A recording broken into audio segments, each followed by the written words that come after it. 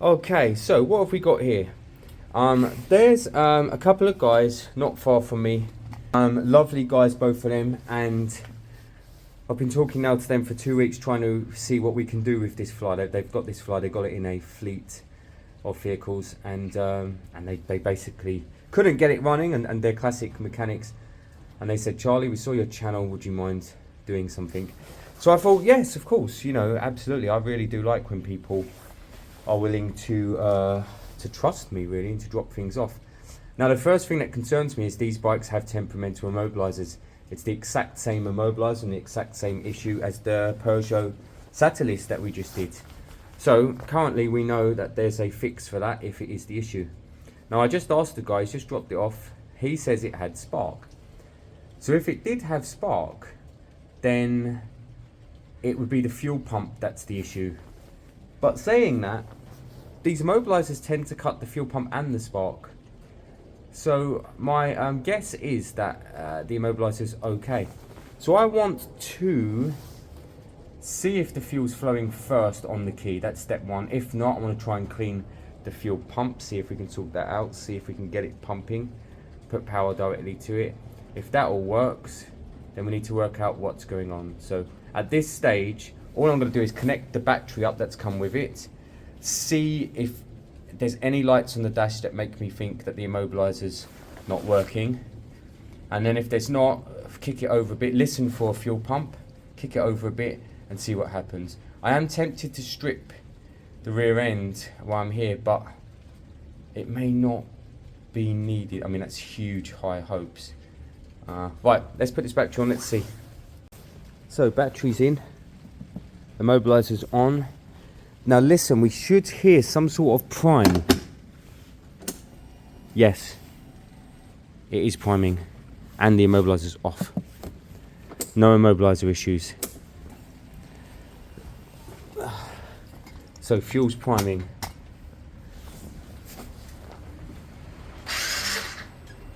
Ooh, that doesn't sound right.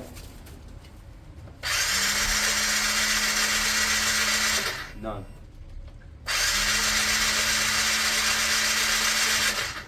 That doesn't sound right. It almost sounds like the cam chain's off. What's going on there? Daniel, I know what you're gonna say. Compression test. There's no compression there. I can hear it. It hasn't got that thump. Boom, boom, boom, boom, boom. It's just spinning. It's gonna be an engine rebuild, this one. Let me get the compression tester on there, but it's going to be extremely low. I'm sure. I'm not sure. It's a really deep spark. I'm not sure.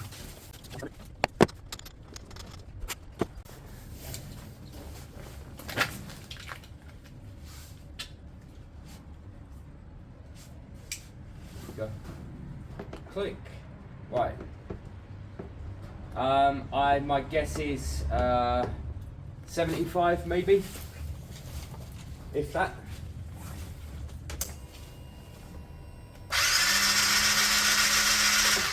Or 0. That's ridiculous, I can't believe that. Anything? Ah, come on. We're in. Wow.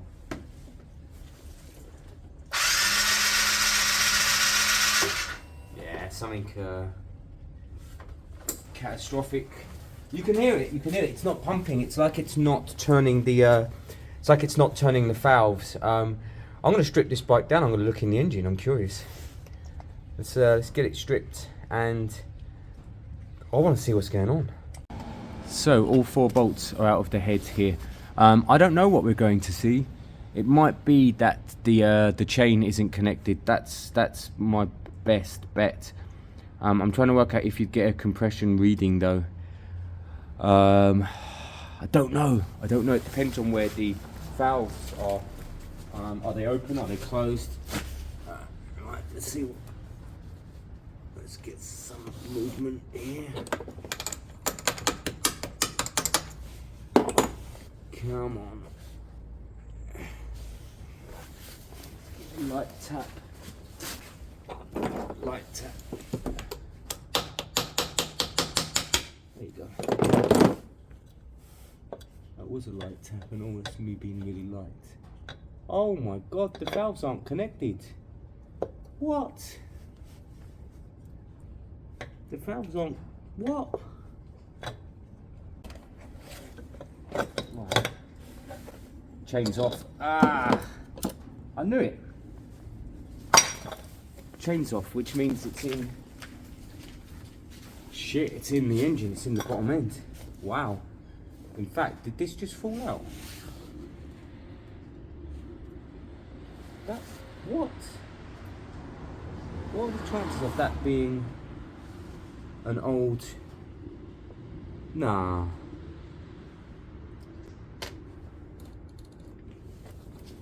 Oh, I can see the chain. The chain's here.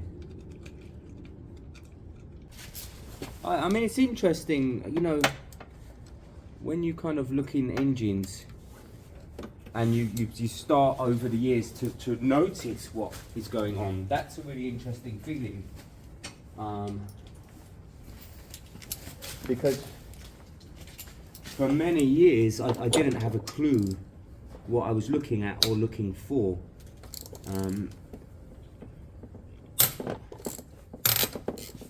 Right, they're super torqued.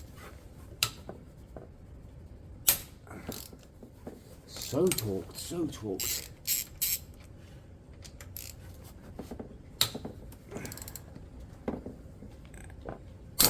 Wow. Wow. I'd say they were over torqued.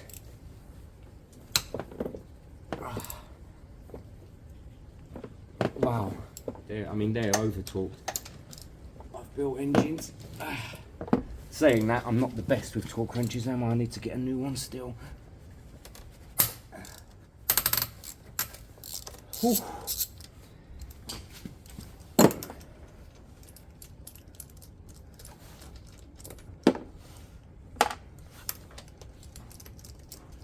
That torque setting is ridiculous. I'm gonna have to look it up if this engine ever goes back together.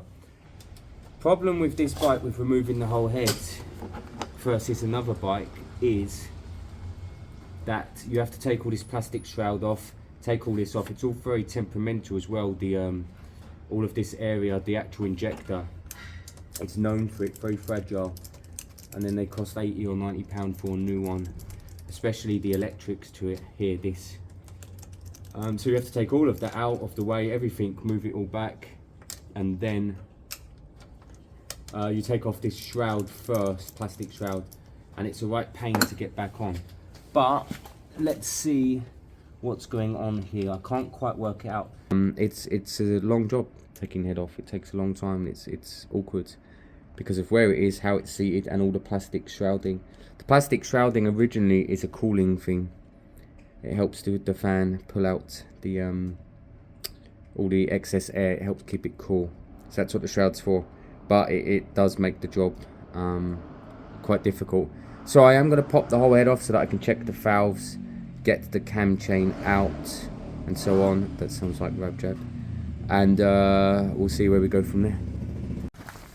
So longest part of this is the shrouding, like I said earlier. So I've got everything else tucked out of the way. The shrouding's a right pain, but I think I've got it at a level where I might be able to take the top end off, so we can look at the valves and see what we need to do with the cam chain. Now let's see if the pistons look okay, and let's see if the valves haven't smashed. So heads off. I mean, that chain is forced in the head, but oh yeah, look, the pistons are shot. Not the pistons, the valves. So it would need a new top end. Let me just check that they're shot, because the chain is stuck in here. Let me loosen that up a minute. This is it, it has ended. So the valves are loose because the actual, the valves, the top rockers are loose because the valves are stuck out, look. And yes, we could buy 2 new valves, probably won't cost much. This bit's probably fixable. My biggest issue is, how do we get the bottom end chain up to the top end? I think behind the variator, I think you take off the variator, you take it all out. I think there's 4 bolts there, and you feed the chain through, something like that. It's faff, but it's probably something that needs doing. One of the bolts on the other side of this panel is rounded, so I can't get it off. So I can't get the top fairing off either at the moment.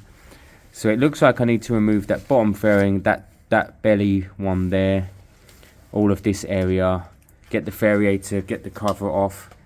So you'd need a new timing chain and either a second-hand top end or two valves. How do the rockers come off? Anyway, is it a push system? I think you just push them through. It's probably more faff than it's worth at this stage. So the answer, I don't know. I don't know what the answer is. So you take this off, blitz this off, and then what holds the pins in? Do you just drive the pins out? That side you can't. I don't know.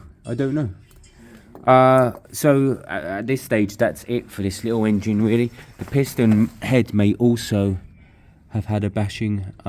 Yes, it has. Yeah, the pistons are the bashing as well. Look, see at the bottom. Second-hand engine for this. That's the only safe way of saving it. It's not a huge job once the engine's here, but it's £400 or £500 job. So wow, yeah, it's a shame. Most engines are manageable, they're rebuildable, but where is the bottom end? Yeah, it's far down, you see, look, it's right down there. So this is what we're looking at. The piston, I can't tell. I can't tell if that's the design down there. It's potentially the design. I can't tell if they've hit it or not. The rings look okay. There's no shards in here. I think it's the piston's potentially okay, but it wouldn't hurt to get a new piston and new rings if you're going down this route of rebuilding. So here's the cog in there. Look, you'd have to zoom in.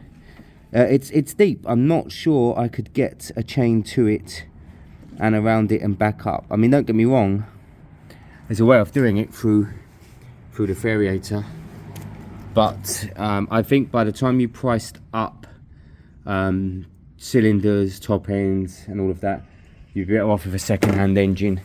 So sadly that's kind of where that one sits at the moment. It's probably a second-hand engine or nothing.